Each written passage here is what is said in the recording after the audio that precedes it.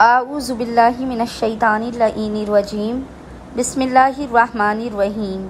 अस्सलामु अलैकुम या अली मदद।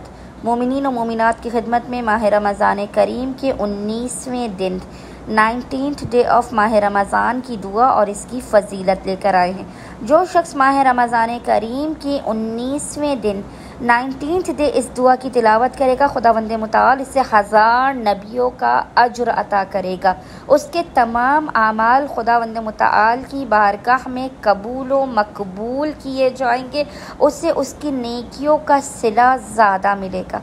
फ़रिश्ते हर रोज़ उसकी कब्र की ज़ियारत के लिए आएंगे और हर फरिश्ते के हाथ में उसके लिए एक तोहफ़ा और पीने के लिए एक मशरूब होगा।